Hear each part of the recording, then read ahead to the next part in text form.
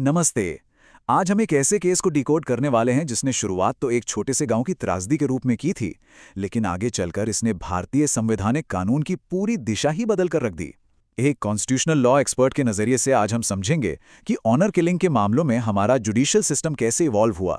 ये सिर्फ एक क्राइम स्टोरी नहीं है, ये हमारे संविधान और समानांतर चलने वाले लोकल पावर स्ट्रक्चर्स के बीच की एक सीधी टक्कर की कहानी है।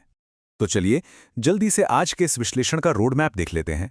हम शुरुआत करेंगे इस संवैधानिक टकराव से, फिर उस गैर न्यायिक अपराध की टाइमलाइन को समझेंगे। उसके बाद सेशंस कोर्ट के उस फैसले की बात करेंगे जो एक मील का पत्थर बना। फिर देखेंगे हाई कोर्ट का पलटवार और आखिर में समझेंगे सुप्रीम कोर्ट द्वारा स्थापित उस मिसाल को जिसने पूरे सिस्टम की अकाउंटेबिलिटी को ही बदल दिया। चलिए सीधे चलते हैं पहले पड़ाव पर, एक संवैधानिक टकराव। इस केस को तब तक नहीं समझा जा सकता जब तक हम इसके पीछे के उस वैचारिक तनाव को ना समझें जो देश के कानून और सदियों पुरानी परंपराओं के बीच खड़ा था। तो सबसे पहले उस संस्था की बात करते हैं जिसका इस केस में सबसे बड़ा रोल था, खाप पंचायत। देखिए, ये कोई आधिकारिक या सरकारी संस्था नहीं है। करोरा गांव में और वहां के जाट समुदाय के लिए ये एक लोकल कम्युनिटी गैदरिंग थी जो आसपास के मामले और लोकल गवर्नेंस को संभालती थी। कई बार लोगों की जिंदगी और मौत के फैसले इन्हीं पंचायतों में तय होते थे। और यहीं से शुरू होती है असली समस्या। एक तरफ था खाप पंचायत का फरमान, एक ही गोत्र में शादी करने पर मौत की सजा, क्योंकि उनके हिसाब से एक ही गोत्र के होने की वजह से मनोज और बबली भाई बहन थे। लेकिन दूसरी तरफ थी हमारी संवैधानिक रियलिटी। बबली 19 साल की थी, मनोज 23 का। कानूनी तौर पर दोनों अडल्ट थे और अपनी मर्जी से शादी करना उनका फंडामेंटल राइट था। सीधे शब्दों में कहें तो ये लोकल परंपरा और कॉन्स्टिट्यूशनल राइट्स के बीच एक आमने सामने की जंग थी। अब आते हैं दूसरे हिस्से पर, गैर न्यायिक अपराध। आइडियोलॉजिकल टकराव को तो हमने समझ लिया, अब जरा उन तथ्यों पर गौर करते हैं कि ग्राउंड रियलिटी पर आखिर हुआ क्या था और चीजें कितनी तेजी से बिगड़ीं। इस घटनाक्रम को देखिए। 6 अप्रैल 2007 को ये जोड़ा अपना गांव छोड़ता है। अगले ही दिन यानी 7 अप्रैल को वो चंडीगढ़ के एक मंदिर में लीगल मैरिज कर लेते हैं। सब कुछ ठीक लग रहा था, है ना? लेकिन 15 जून को चीजें बिल्कुल बदल जाती हैं। बबली कोर्ट में जज के सामने बयान देती है कि उसने अपनी मर्जी से शादी की है और उन्हें पुलिस प्रोटेक्शन भी मिलती है। लेकिन पुलिस एस्कॉर्ट के बीच में ही हट जाने के तुरंत बाद दिन दहाड़े उनका अपहरण कर लिया जाता है। यहां सिस्टम की नाकामी बिल्कुल साफ दिखती है। आरोप ये थे कि पुलिस ने खुद इस जोड़े को रास्ते में अकेला छोड़ दिया। जब उनके शव मिले तो बिना किसी डीएनए टेस्टिंग के पुलिस ने बहुत ही जल्दबाजी में उनका अंतिम संस्कार कर दिया। और सबसे हैरानी की बात, लोकल खाप नेता का पॉलिटिकल इन्फ्लुएंस इतना ज्यादा था कि चुनावों की वजह से पूरे 3 साल तक इस केस की कार्यवाही रुकी रही। एक कॉन्स्टिट्यूशनल एक्सपर्ट के नजरिए से यह रूल ऑफ लॉ का पूरी तरह से टूट जाना था। 25,000 रुपए सुनने में शायद आम लगे, पर इस फिगर की अहमियत बहुत बड़ी है।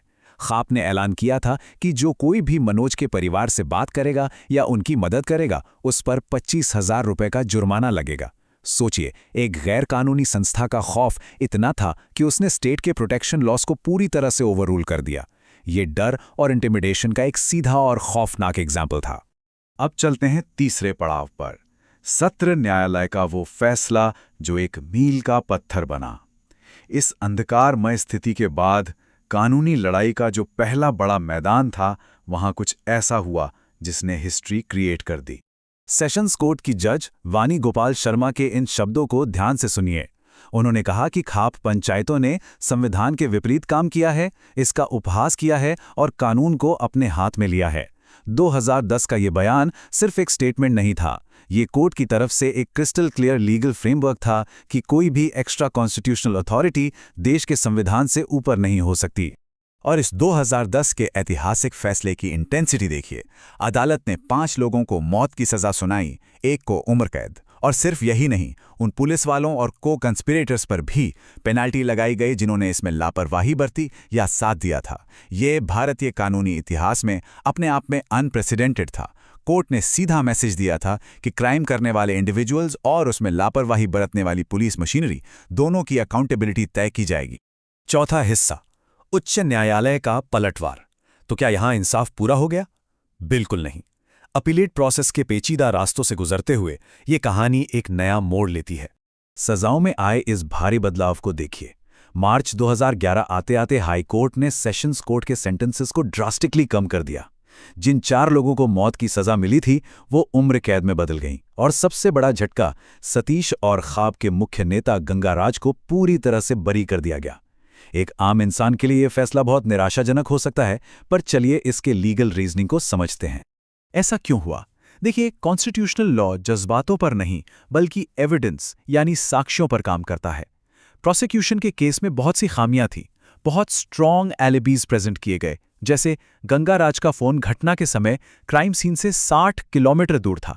शुरुआती दौर में पुलिस ने जो एविडेंस डिस्ट्रॉय किए थे या डीएनए टेस्ट हुआ ही नहीं था, उसका असर यहां दिखा। प्रोसिक्यूशन फिजिकली ये प्रूव ही नहीं कर पाई कि मुख्य साजिशकर्ता वहां मौजूद थे, और हमारा कानून कहता है कि केवल संदेह के आधार पर या बिना ठोस सबूत के सजा नहीं दी जा सकती। आखिरी और सबसे अहम पड़ाव, सुप्रीम कोर्ट द्वारा स्थापित मिसाल। यहां आकर कहानी का फोकस इंडिविजुअल पनिशमेंट से हटकर पूरे देश के लिए एक मैसिव सिस्टमिक रिफॉर्म पर चला जाता है। जरा इस लंबे सफर पर गौर कीजिए। मार्च 2010 में सेशंस कोर्ट का फैसला, मार्च 2011 में हाई कोर्ट का रिवर्सल, और फिर देखिए कितना लंबा वक्त लगा। मार्च 2018 में आया सुप्रीम कोर्ट का शक्ति वाहिनी रूलिंग, और उसके बाद जनवरी 2019 में सुप्रीम कोर्ट ने हाई कोर्ट के डिसीजन को अपहोल्ड किया। 2007 की उस खौफनाक त्रासदी की गूंज एक दशक से भी ज्यादा वक्त तक कानूनी गलियारों में सुनाई देती रही। लेकिन इन सब के बीच जो सबसे बड़ी चीज निकल कर आई वो थी शक्ति वाहिनी रूलिंग। 2018 के इस लैंडमार्क जजमेंट को आप फंडामेंटल राइट्स बचाने वाला एक मिनी कॉन्स्टिट्यूशन समझ सकते हैं। इसने सीधे तौर पर किसी भी अडल्ट कपल की शादी में ख्वाब पंचायत के किसी भी प्रकार के इंटरफेरेंस को एक क्रिमिनल ऑफेंस डिक्लेयर कर दिया। इस लीगल शिफ्ट का मास्टरमाइंड स्टेप देखिए। सुप्रीम कोर्ट ने इसको रोकने का बर्डन आम जनता पर नहीं छोड़ा। स्टेप 1, गैर न्यायिक हस्तक्षेप को अपराध घोषित कर दिया, और स्टेप 2, जो सबसे क्रूशियल था, कोर्ट ने पूरी तरह से लीगल अकाउंटेबिलिटी सीधे राज्य के डिस्ट्रिक्ट मैजिस्ट्रेट और पुलिस अधीक्षकों पर डाल दी। मतलब अब अगर किसी इलाके में ऐसी कोई पंचायत बैठती है तो जवाबदेही सीधे लोकल एडमिनिस्ट्रेशन की होगी। सुप्रीम कोर्ट ने लोकल संस्थाओं के खिलाफ एक स्टेट लेवल की मजबूत ढाल बना दी। तो इस पूरे विश्लेषण को समेटते हुए एक आखिरी सवाल सोचिए। मनोज और बबली के केस ने सुप्रीम कोर्ट के जरिए एक नई संवैधानिक ढाल तो बना दी, लेकिन जब लोकल लेवल पर पावर स्ट्रक्चर्स के पास आज भी पुलिस को प्रभावित करने और एविडेंस हमेशा के लिए मिटा देने की ताकत हो, तो समाज सच्चा इंसाफ कैसे इंश्योर करेगा? कानूनी मिसालें जरूर इवॉल्व हुई हैं, पर ग्राउंड लेवल पर सच्चा जस्टिस दिलाना आज भी कॉम्प्लेक्स और ऑनगोइंग चैलेंज बना हुआ है।